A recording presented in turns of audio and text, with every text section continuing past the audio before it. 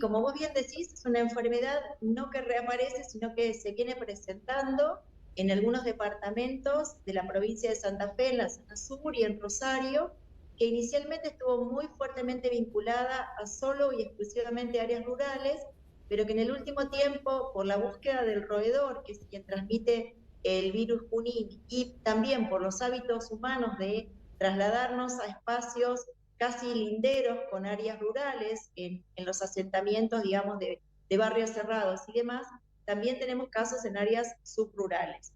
En principio, esta es una persona que se había ingresado con diagnóstico de fiebre hemorrágica y que presentó complicaciones y lamentablemente ocurrió el deceso. ¿Qué me parece importante para la población con respecto a esta entidad? Primero, que tenemos una estrategia preventiva eficaz con un 95% de protección en una única dosis de por vida, que es la vacuna Candid 1, una vacuna que se formula y que se produce en el Instituto Maistegui de Pergamino y que se encuentra incluida en calendario en forma gratuita.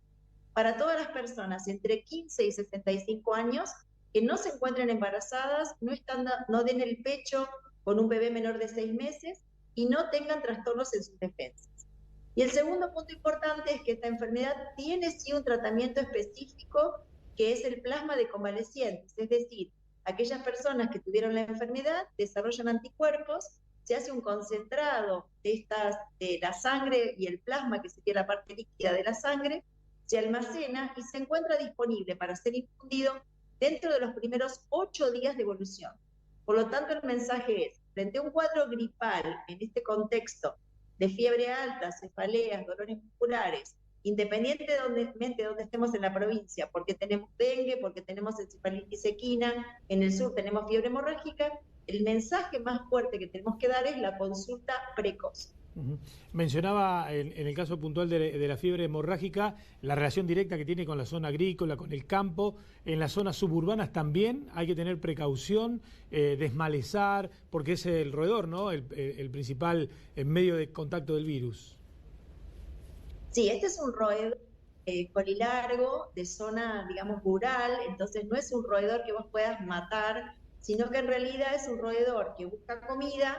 En el caso de los años anteriores, donde tuvimos una sequía extensa, se visualizaron roedores llegando a las zonas urbanas en busca de comida, porque al estar los pastos secos y no haber cosecha, no encontraban qué comer. Y también, por lo que yo te decía, el cambio del hábito, ya sea por actividades recreativas que uno a veces acampa, por otro lado también el vivir en barrios parques, cercanos a los cultivos, también hace que la población no sea netamente urbana. Sin embargo, el perfil sigue siendo que cuando uno interroga a las personas, la mayoría de ellos tienen trabajos o residen o visitaron zonas de riesgo vinculadas con trabajo en el campo o áreas más rurales que urbanas. Cuando hablamos de medidas preventivas, doctora, obviamente utilización de guante, de botas, si andamos en zona agrícola, ya más cercano a las zonas suburbanas, ¿se puede tomar algún otro tipo de medidas?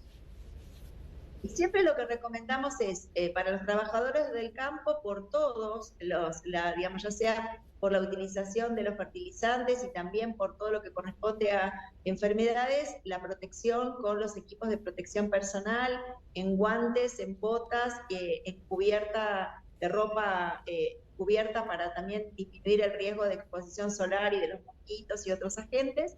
Y en el caso del acampar y demás, lo que uno es muy cauto es decir, bueno, tratar de no acampar sobre el suelo, si va a tomar mate, poner una lonita, no llevarse elementos del suelo a la boca, digo, pajitas, yuyos a la boca, porque estos pueden estar contaminados con orina de los animales, lavarse muy bien las manos, y cuando uno ingresa, sobre todo, a casas de campo o a espacios que han estado mucho tiempo cerrados, siempre recomendamos la apertura inicial de los galpones, que entre el sol, y nunca limpieza en seco, sino que siempre limpieza en húmedo, porque la limpieza en seco permite que las partículas, por ejemplo, de orina o de excremento de los roedores pueda quedar aerosolizada cuando vos barres.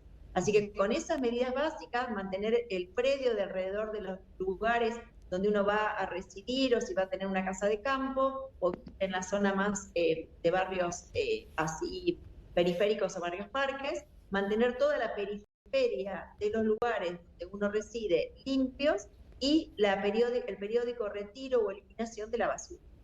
Doctora, mencionaba el tema de la vacuna, ¿no? Y de la importancia en la prevención que tiene con las edades adecuadas.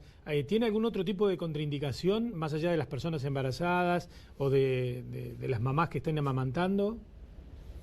Menores de 15 años no hay experiencia, no se han hecho estudios para la población pediátrica, por eso se utiliza el rango de que los estudios se demostraron eficacia y seguridad entre 15 y 65, solamente porque es una vacuna viral atenuada, y lo que sí es interesante es que cuando uno llega al vacunatorio, solo para contarte, puede ser que ese día no abran el frasco, porque los frascos son de 10 dosis, como ocurre con fiebre amarilla, entonces a veces puede ser cuando llegás, mira, mañana estaríamos abriendo un frasco para optimizar la cantidad de dosis, porque es un polvito la vacuna que se reconstituye con un líquido. Entonces, una vez que se reconstituye, tiene muy poquitas horas de duración, aproximadamente 8 horas, y por eso hacemos como una apertura programada en los vacunatorios. Pero es una vacuna de calendario, con lo cual uno se acerca al efector más cercano, averigua, y ahí le van a hacer una serie de preguntas de rigor, van a evaluar si tiene puesta algunas vacunas en los últimos días, porque hay que separarla a 30 días de otras vacunas, pero esto ya es bien técnico que le van a explicar en cada uno de los vacunatorios, centros de salud, hospitales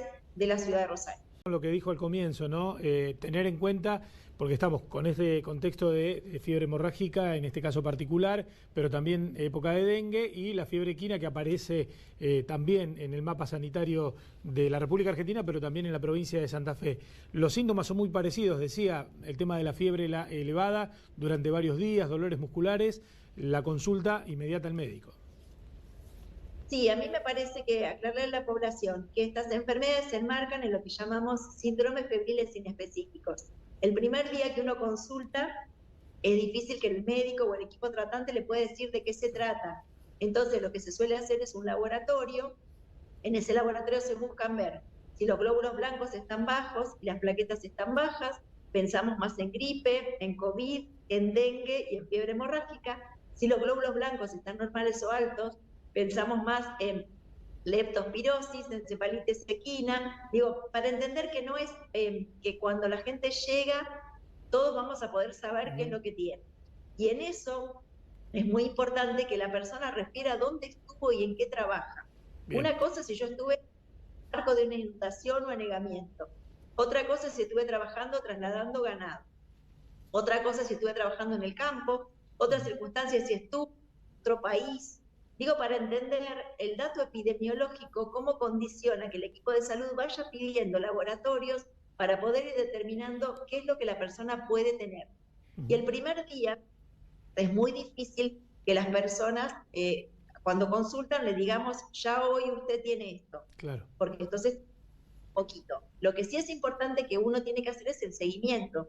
Si yo veo hoy un paciente, tiene los glóbulos blancos bajos, y viene de zona rural, en 24 horas le repito el laboratorio, y si esos glóbulos blancos y las plaquetas siguen bajos, ya se tendrá que internar con sospecha de fiebre hemorrágica. Pero si viene y tiene los glóbulos blancos bajos, voy a pensar más en dengue, entonces le daré repelente, le daré las pautas de alarma y regresará. Esto la gente tiene que comprenderlo, porque a veces se supone que uno va a poder diferenciar por las manifestaciones clínicas lo que cada persona tiene, pero sí insto a que la gente diga dónde estuvo, de dónde viene, en qué trabajo, incluso si no se lo preguntan, porque eso ayuda muchísimo a la orientación diagnóstica. Seguro. Y lo último, la prevención, ¿no? Hay medidas, como bien lo decía, de cuidado que pueden ayudar a evitar el contagio de estas enfermedades. Sí, si uno vive en zona rural, mucha de la gente lo tiene claro, sobre todo el riesgo está últimamente en lo que hace digamos, el turismo aventura, es decir, incursionar en espacios, por ejemplo, digamos, donde ha habido una cosecha cercana y han quedado rastrojos, que uno ahí no tome el recaudo de poner una lonita, de lavarse las manos después que se retira del lugar, digamos, de no tener en cuenta esto que yo te decía de los galpones, que sirve para fiebre hemorrágica, pero también para janta, o casas de fin de semana que hace mucho tiempo que uno no va, o alquila, a lo mejor una propiedad que estuvo muy cerrada y muy húmeda, siempre ventilarla y limpiar en húmedo, nunca en seco. Muy bien, doctora, como siempre, muy clara, muy específica, a cuidarnos, ¿no? Si nos faltaba algo era que aparezcan estas enfermedades que si bien son típicas de la región y de la época, digamos que no ayudan en el momento. Bueno, estamos muy preparados del Ministerio de Salud y el área de epidemiología a poder pensar con una mente amplia en todas las posibilidades diagnósticas. Necesitamos que la población se cuide, que consulte en forma precoz y que para aquellas enfermedades que tienen estrategias preventivas, el uso de repelente para dengue, la vacuna para la fiebre hemorrágica, estemos trabajando todos codo a codo para mantener nuestro nivel de salud. Doctor Walde, ha sido muy amable como siempre, ¿eh? Muchas gracias, que tenga un buen día. Gracias, igualmente un saludo para todos ustedes.